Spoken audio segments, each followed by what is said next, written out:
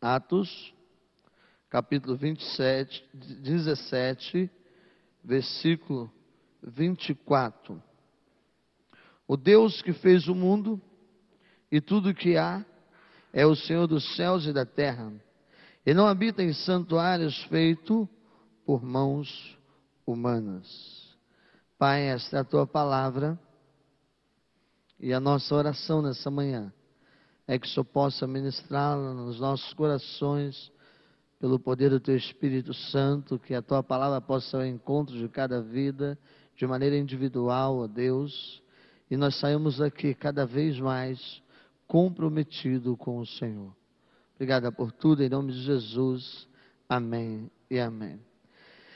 Queridos, esse texto que nós lemos, Paulo, o grande missionário Paulo, estava na cidade de Atenas. E a cidade de Atenas é uma cidade de muitos deuses, de muitos cultos pagãos.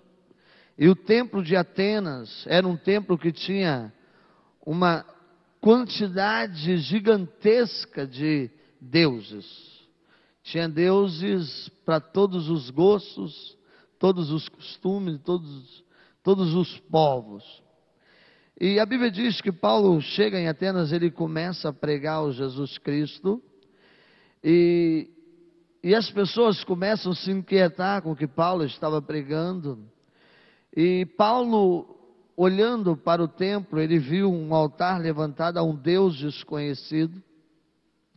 E esse Deus desconhecido, ele diz: esse é o Deus desconhecido que eu prego e que eu anuncio, que é o Deus de Israel, Jesus Cristo, o enviado de Deus. Por isso ele traz essa palavra aos crentes, às pessoas de Atenas, dizendo: o Deus criador do céu e da terra não é um Deus que habita em templo construído por mãos humanas. Eu quero só te contextualizar com essa palavra de Paulo aqui nesse texto, para que a partir disso nós possamos trabalhar um pouco e conversarmos nessa manhã. E eu quero fazer uma pergunta para você, e a partir dessa pergunta eu quero conversar com você e que você abra o teu coração para que o Espírito Santo de Deus possa falar com você nessa manhã. E a pergunta que eu quero te fazer é: Deus está? Eu preciso vê-lo. Eu estou precisando conhecê-lo. E a minha pergunta é: Deus está? Você pode perguntar isso para a pessoa que está do teu lado aí? Deus está? Deus está? Eu quero que você fique com essa pergunta no seu coração e na sua mente. E eu quero convidar você nessa manhã a pensar um pouquinho sobre o local de habitação de Deus. A Bíblia fala de alguns locais de habitação de Deus. Como é esse local? Como que se dava esse local em que Deus habitava?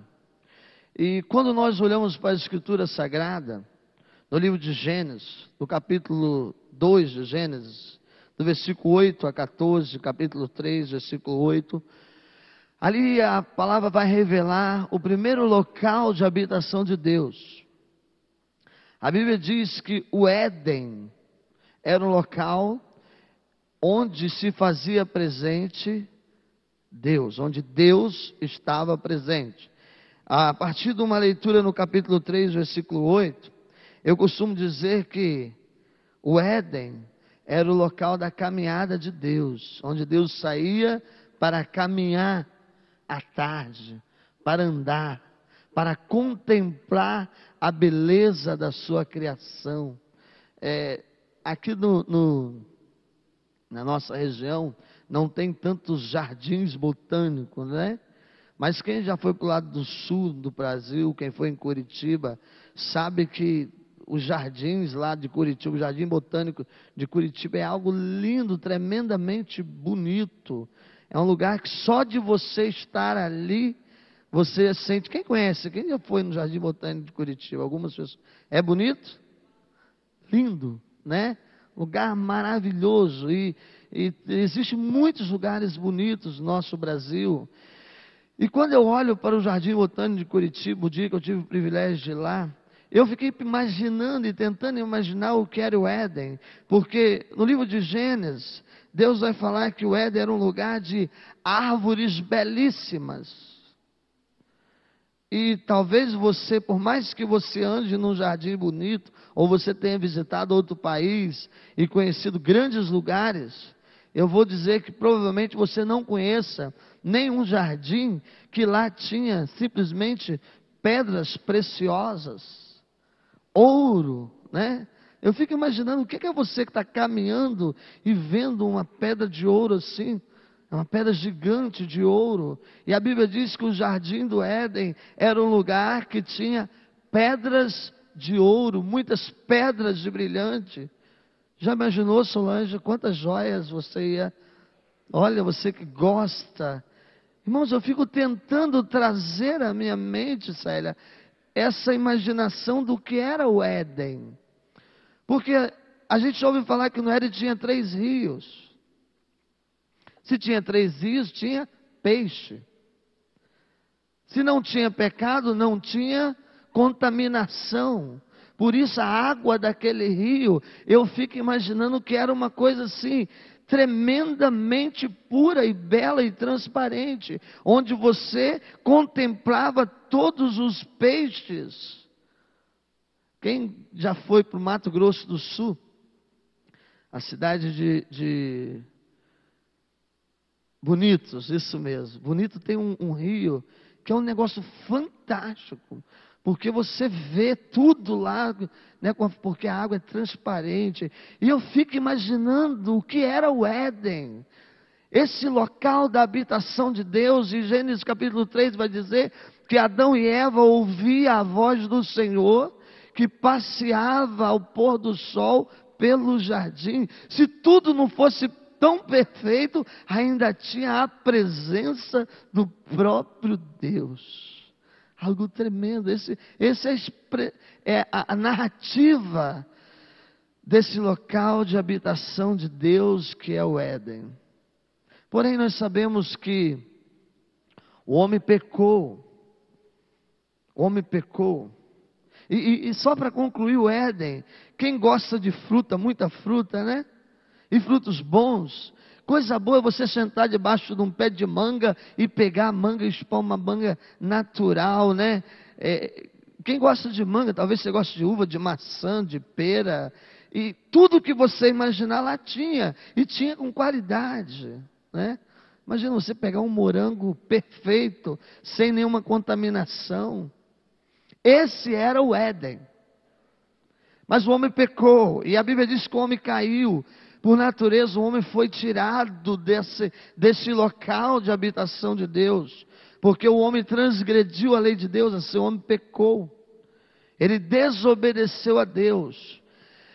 Mas é interessante observar que Deus, irmãos, ao construir a humanidade, Ele não construiu para que a humanidade vivesse longe dEle. Deus construiu a humanidade para que essa humanidade pudesse se relacionar com Ele. Porque nós somos frutos do amor de Deus. O texto de Efésios, diz a palavra de Deus no livro de Efésios capítulo 1, você vai encontrar que nós somos projeto do coração de Deus antes de todas as coisas serem criadas. E esse projeto é para que nós pudéssemos nos relacionar com Deus. E Deus mostra a iniciativa de se relacionar com a humanidade. Mesmo que a humanidade perde o direito de estar nesse Éden, a Bíblia diz, se você continuar lendo a palavra de Deus e estudando, você vai ver no livro de Êxodo, capítulo 25 e 26, que Deus toma a iniciativa de estar no meio da humanidade a partir do tabernáculo, da arca da aliança. E aí nós vamos falar de outro local de habitação de Deus, que não dá para explicar a dimensão e a beleza da arquitetura desse tabernáculo. Se você ler o capítulo 25 e 26, Deus vai se apresentar para Moisés, e ele pede Moisés para construir uma arca, onde um tabernáculo, e onde ele estaria ali representava a presença de Deus no meio do povo, Ali podemos dizer que ali era o local de habitação de Deus. E quando nós olhamos para a narrativa da construção da Arca da Aliança, e você vai ver a forma da arca, o propiciatório, a mesa, o candelabro, as cortinas, a coberta de pele, o véu, as colunas, o átrio, o altar, os utensílios. Irmãos, é algo que eu não consigo imaginar, porque era muito bonito e tudo tinha muito ouro, tudo tinha muita luz. Tudo tinha muita perfeição, tudo tinha muita grandeza, porque ali representava o lugar de habitação de Deus. Local que Deus estaria presente no meio da humanidade. Quando você olha para 2 Samuel, livro de Crônicas, 29, 2 Samuel 7, e você vê a construção do templo de Salomão, quando você vê a construção do altar, onde Deus estaria ali, através da Arca da Aliança, você vai ver a dimensão da grandeza do local de habitação de Deus, e é muito importante pensar, e é muito importante você parar para entender que todos os locais de habitação de Deus era local de plena santidade. Veja, presta atenção, todo local de habitação de Deus era local de plena santidade. Se uma pessoa adentrasse ao local da arca em pecado, o local, se o sacerdote, aquele homem escolhido para uma vez por ano adentrar a presença de Deus, se ele estivesse em pecado, ele ficaria ali mesmo, morreria, porque o local da presença de Deus é local de santidade. E aí a história continua, e aí nós chegamos na nova aliança em Cristo Jesus, e o Senhor nos mostra que o homem, quando Jesus chega no templo construído para local de habitação de Deus, ele vai dizer que o homem tinha profanado o que era local e casa de oração. E a partir desse momento Jesus diz: eu vou destruir esse templo, esse local construído por mãos humanas, e eu vou edificar um novo templo. Eu vou erguer um novo templo. Se nós pararmos aqui um pouquinho, e nós pularmos uma etapa, e nós somos lá para Apocalipse 21, Apocalipse 21 vai falar também de um novo local de habitação de Deus, que é a Nova Jerusalém, a cidade santa, a cidade celestial. E a Bíblia diz que João contemplou nessa cidade pedras preciosas, luzes, que era próprio Deus que iluminava todo homem. E você vai ver que João vai ver que o local de habitação de Deus é local de plena santidade. Mas dentro da proposta da nova aliança, enquanto não chega esse tempo em que Jesus voltará como juiz, para nos levar para morarmos na sua mansão celestial, Deus escolheu habitar dentro de mim e de você. E aí eu retorno a pergunta, e eu pergunto: Deus está no templo? Eu preciso vê-lo. Amados irmãos, quando eu me deparei com esse texto, ao ler essas passagens, eu fico olhando para dentro de mim, e eu fico tentando entender o tamanho e a grandeza do valor que Deus vê em mim. Queridos irmãos, você não tem ideia da beleza que você é para Deus. Porque o local de habitação de Deus é um lugar de plena beleza. É um lugar de plena harmonia. E quando Deus decide habitar em mim, é porque Ele me deu um valor tremendo. E a Bíblia diz que agora, Ele diz que nós seremos local de habitação de Deus. Abra a sua Bíblia, queridos. Abra a sua Bíblia, no livro de 1 Pedro, capítulo 2, versículo 5.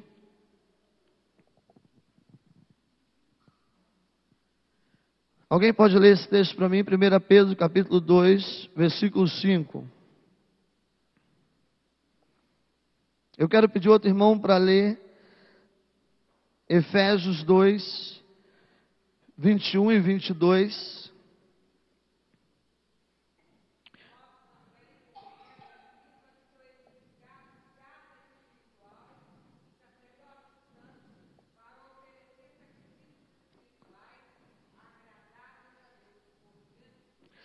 Eu vou destruir o templo construído por mãos humanas, esse templo que vocês profanaram, e vocês agora como pedras vivas, com eu que sou a pedra colocada como base, como estrutura de vida, eu vou edificar vocês como morada de Deus.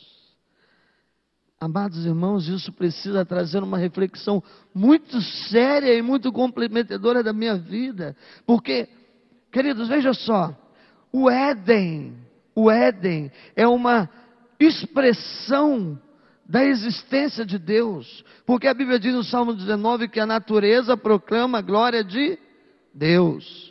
E aí eu fico pensando, se a natureza caída, porque quando o homem cai, a natureza também sofre a consequência do pecado, esta natureza proclama a glória de Deus. Eu fico tentando imaginar, Celinha, irmãos, como o Éden proclamava a glória de Deus. Porque no Éden, ali estava a presença do próprio Deus. Quando eu olho para a Arca da Aliança, e todos sabem que quando a Arca da Aliança se fazia presente, ali havia uma manifestação da grandeza e do poder de Deus, e as pessoas sabiam que ali era o local da santidade de Deus. E quando eu olho Paulo dizendo, vocês estão sendo edificados, casa de Deus, eu falo, Senhor, tenha misericórdia de mim. Porque somente a tua glória, somente quando descer sobre mim a tua glória, esse templo será cheio da tua presença. Irmãos, nós precisamos repetir isso de uma maneira muito profunda, de uma maneira muito séria. Alguém leia para mim Efésios 2, 21 e 22.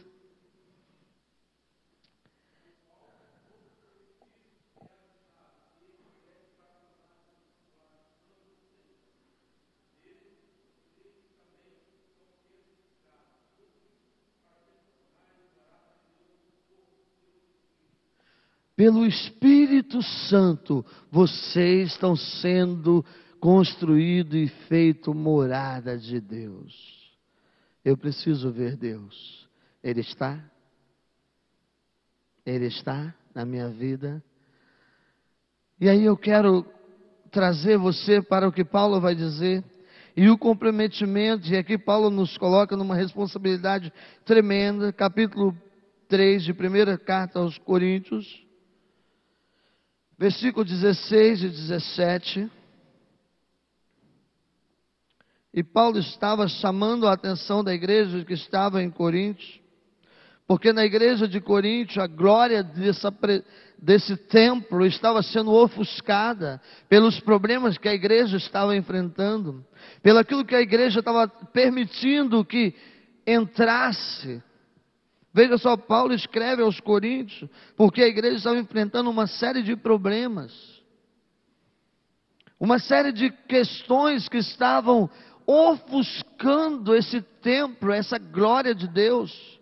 E aí Paulo diz assim a essa igreja: vocês não sabem que são santuário de Deus, e o que o Espírito de Deus habita em vocês? É como se Paulo estivesse falando assim: gente, acorda, vocês são a manifestação da glória de Deus no mundo como igreja. Coríntios, igreja, entenda que vocês precisam ser a manifestação da presença de Deus no mundo. As pessoas precisam ver Deus em vocês. Por isso vocês precisam lembrar disso. Vocês são santuário de Deus. Porque Deus não habita onde? Em templo feito por mãos humanas, mas Ele habita em vocês. E aí ele vai dizer: se alguém destruir o santuário de Deus, Deus o destruirá. Eu vou ler de novo. Se alguém destruir o santuário de Deus, Deus o destruirá. Pois o santuário de Deus, que são vocês, é sagrado. Porque o santuário de Deus, que é vocês, é sagrado, é separado, é santo, é chamado a santidade. Por isso sejam santos, porque o vosso Deus é santo. Amados irmãos, esta é uma mensagem que precisa estar todos os dias na minha vida e no meu coração. O que às vezes eu faço que vem manchar esse santuário, vem ferir a santidade da presença de Deus na minha vida? Eu preciso todos os dias clamar ao Senhor que Ele derrame sobre mim as suas misericórdias e o seu sangue venha purificar toda a iniquidade, todo o pecado, para que eu possa viver e eu seja colocado nos lugares que Ele deseja, como santuário, como manifestação da plena glória de Deus. Por isso, o próprio Jesus vai dizer: se vocês estiverem em mim, se vocês viverem em unidade, através da unidade, o mundo verá a minha glória, o mundo verá a minha presença, porque vocês estarão em mim, eu estarei em vocês, eu farei morada na vida de vocês. Amados irmãos, às vezes eu olho para o que Paulo escrevia à igreja de Atenas, dizendo: olha, o Deus que eu prego, o Deus que eu proclamo, Ele não está aqui não. E às vezes parece que mesmo conhecendo o Evangelho da Graça, nós queremos trazer Deus para o templo, e esse templo muitas vezes não somos nós, é esse local, é essa estrutura. Parece que Deus está aqui. Pastor, mas não, nós não fazemos isso.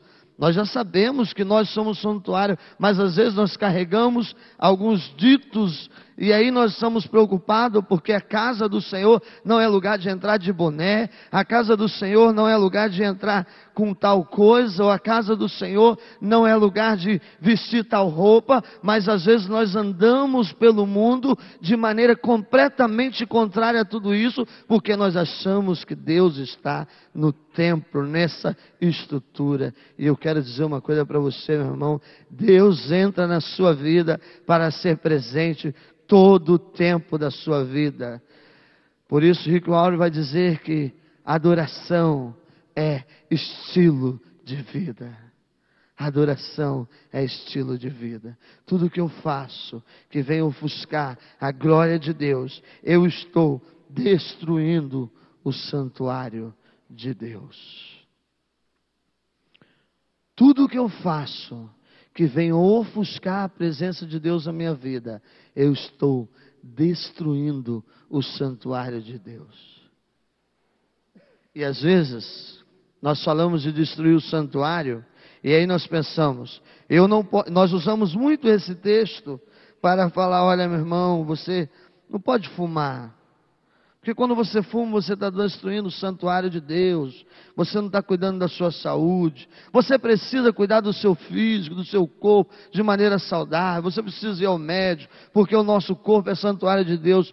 Tudo isso é verdade, mas nós precisamos entender que o santuário de Deus também tem a ver com as questões sagradas. Quando eu estou proferindo palavras que não estão condizendo com Deus que habita em mim, eu estou destruindo o santuário de Deus, que sou eu. Quando da minha boca sai palavra de mentira, quando da minha boca sai palavra de engano, quando a minha vestimenta ofusca que as pessoas vejam Deus na minha vida, quando a minha postura com o meu próximo ofusca a presença de Deus na minha vida, quando a forma de eu lidar com os meus negócios, a forma de eu lidar com as minhas finanças. Semana que vem a classe do Eliseu vai estar trabalhando sobre isso, né, Eliseu? Como lidar com as finanças, porque se eu lido de forma errada, eu ofusco a presença de Deus no santuário que sou eu. E amados irmãos, nós precisamos levar isso muito a sério, porque é isso que tem trago uma total descredibilidade para o cristianismo de hoje. Isso tem trago uma total descredibilidade para o cristianismo. A igreja que quer ser saudável, ela precisa entender que cada pessoa, que cada membro, que cada um que um dia entregou a sua vida para Jesus, é parte desse santuário em que Deus habita. E aí, não dá para ficar falando assim: Deus, vai lá fora um pouquinho, vai dar um passo, vai tomar uma água, que eu vou dar uma namoradinha aqui com minha namorada, e eu vou fazer algumas coisinhas que o senhor não gosta. Depois eu te chamo para voltar de novo. Não dá para falar assim: Deus, vai lá, porque hoje eu vou para a minha empresa e tem um funcionário lá que eu preciso dar uma tratada nele, do meu jeito. Então fica lá, de tarde você volta para aqui. Ô Deus, eu vou trabalhar hoje lá no meu emprego, mas você fica aí que eu não estou muito afim de trabalhar hoje não. Eu vou só enrolar o meu patrão, eu vou fingir que eu fui. Não dá. Sabe por quê? Porque Ele está dentro, Ele habita em todas as coisas. Amado irmão, eu fico desesperado como pastor, quando eu vejo pessoas tratando de áreas importantes nas suas vidas, mas ignorando outras áreas de pecado. Isso inquieta o meu coração. Não porque nós precisamos depender da lei, mas a graça do Espírito de Deus que habita em mim, Ele precisa produzir em mim toda a mudança necessária para que eu reflita a glória de Deus, porque eu fui criado imagem e semelhança de Deus. Tem uma história, e até de um pastor, infelizmente, que um dia acabou o culto, o filho chegou para a mãe e disse: mãe, vamos para casa não, vamos ficar aqui na igreja, vamos embora não. Aí a mãe olhou para o filho: filho, por quê? Já acabou o culto. Ah mãe, o meu pai aqui é tão bom, ele é tão agradável, ele é tão simpático, mas quando entra em casa fica difícil. Estamos levando Deus só para o templo. Só para o templo. No templo eu não posso fazer um monte de coisas. No templo eu não posso fazer muitas coisas. Mas lá fora, não importa. Amados irmãos, nós precisamos mudar esse conceito de cristianismo. Nós precisamos mudar em todas as áreas da nossa vida. Em todos os momentos, em todas as circunstâncias, quem precisa governar as minhas decisões é Cristo Jesus. Todos os meus atos, as minhas atitudes precisam ser pautadas na presença de Deus em mim.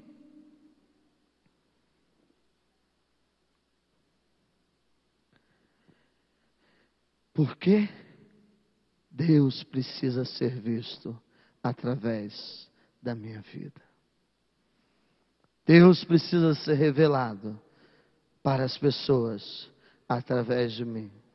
Paulo é ousado, e Paulo entendeu isso aqui.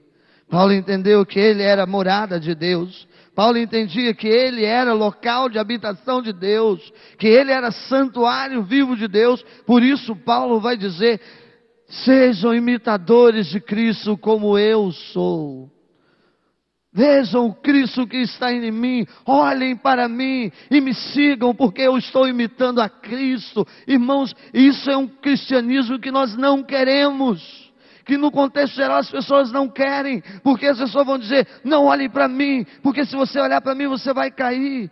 Não olhe para mim, olhe para Cristo. Mas aonde as pessoas vão ver Cristo, se não for através da tua família, se não for através da tua casa, se não for através dos teus filhos, se não for através do ambiente em que você vive, irmão? A pessoa precisa ver Cristo em nós. Por isso eu penso, e nós vamos trabalhando sempre essa palavra, que a igreja hoje, ela só produzirá frutos através de um relacionamento saudável, que eu tenho com o meu vizinho, que eu tenho com a sociedade, que eu tenho com as pessoas do meu convívio, e a partir desse relacionamento, eu revelo essa pessoa de Deus para o mundo. Porque se não for através do relacionamento, meu irmão, o cristianismo está vivendo uma descredibilidade total. E aí, quem não te conhece, quem não sabe como você é, como esposo, como mãe, como filho, quem não conhece a sua história de vida, a tua postura, a sua forma de lidar com as questões, não vão acreditar em você, porque tem um monte de gente trazendo descredibilidade para o cristianismo. O dia que um dia, eu quero encerrar, eu recebi na minha casa uma pessoa dizendo que era pastor. E essa pessoa, meu cunhado, trabalhava com vendas no Paraná, muito envolvente nas suas argumentações, pegou algumas coisas de venda para que o meu cunhado, para vender, e pegou para pagar depois. E o pagamento não veio, o pagamento não chegou, e o meu cunhado retornou para o Espírito Santo, e ele me deu a triste incumbência de tentar receber. Tentar receber de crente que não paga é triste, irmãos, é pior. E aí eu fui na casa daquele homem algumas vezes, ele sempre tinha um argumento. E um dia eu fui na casa dele, e uma menina me atendeu, e eu falei, o seu pai está? E ela disse, não. E eu disse para ela, você tem o telefone dele? Ela falou, e ela deu um grito, falou, mãe, passa o telefone do papai. E a mãe lá do quarto gritou o telefone, e eu saí alguns metros e liguei para a casa daquele moço. Ele disse assim para mim, pastor, meu irmão, que bom que o senhor me ligou. Se eu te contar a minha história, rapaz, eu estou aqui no hospital com a minha filha, a que tinha me atendido. Ela teve um problema de convulsão, está eu e minha esposa aqui desde ontem. Irmãos, quando aquele homem falou aquilo foi dando um aperto no meu coração. Porque aquele homem não apenas se diz pastor, mas ele prega nas igrejas. Sabe, Celinha? Aquilo foi dando um aperto no meu coração, uma angústia no meu coração. Porque até aquele momento eu via aquele homem como um servo de Deus. E ele disse, nós estamos aqui.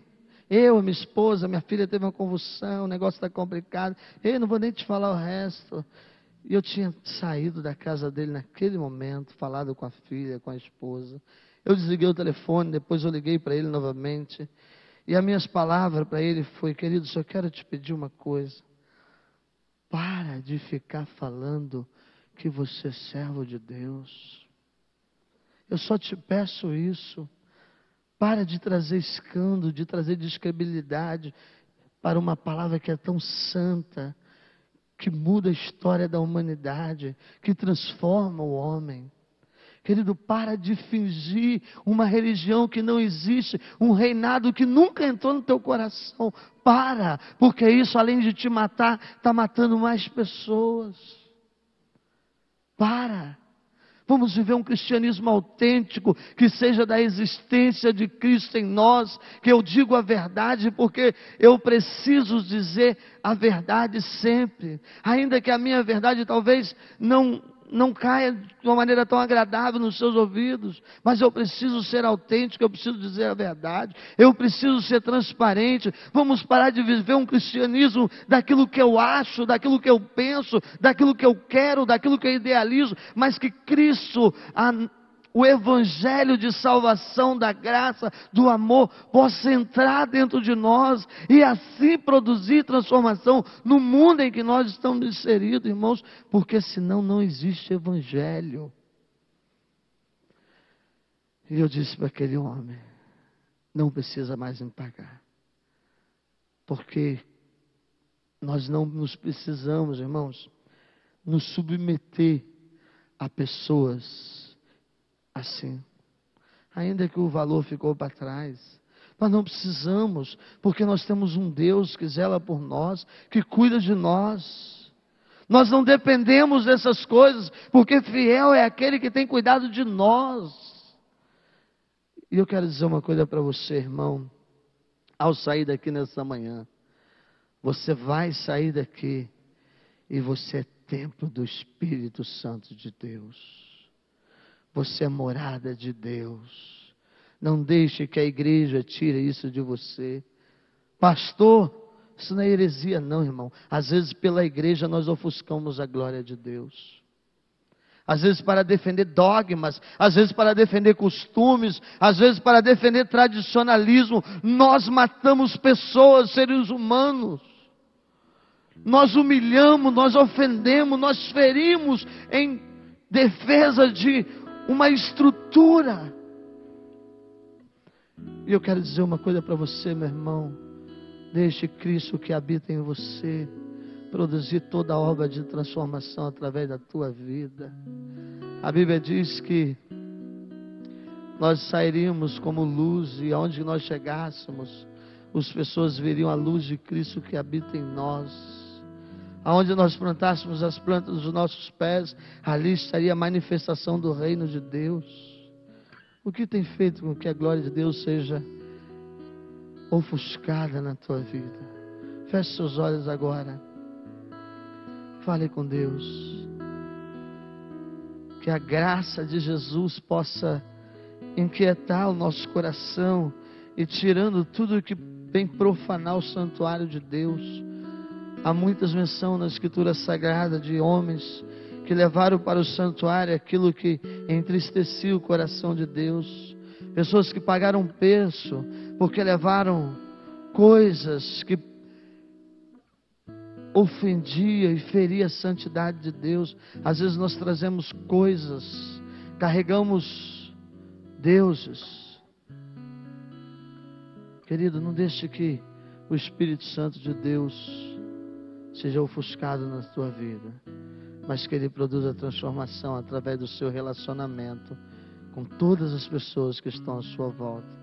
Ah, Deus, ah, Jesus, esse cristianismo muda a vida de pessoas, eu creio, Pai, porque essa é a mensagem da cruz. Oh Deus, tudo que tem tirado essa liberdade de sermos templo do Senhor, cheios da plenitude do Teu Espírito, ó Deus, possa cair por terra em nome de Jesus Cristo. Se é o meu relacionamento, ó Deus, com a minha esposa, se é relacionamento com meus irmãos, se é a minha forma de me vestir, a minha forma de caminhar, a minha forma de andar, a minha forma de comer, de falar, que, ó Deus, o Senhor me revele para que eu possa corrigir, Pai, para que tudo que eu fizer possa ser para glorificar o Teu santo nome, Jesus. Ah, Deus, perdoe as nossas transgressões, as nossas falhas, mas que todos os dias nós possamos viver na santidade do Teu Espírito. Derrame sobre nós o Teu sangue e nos faz mais alvo do que a neve. Em nome de Jesus Cristo, abençoe as nossas vidas.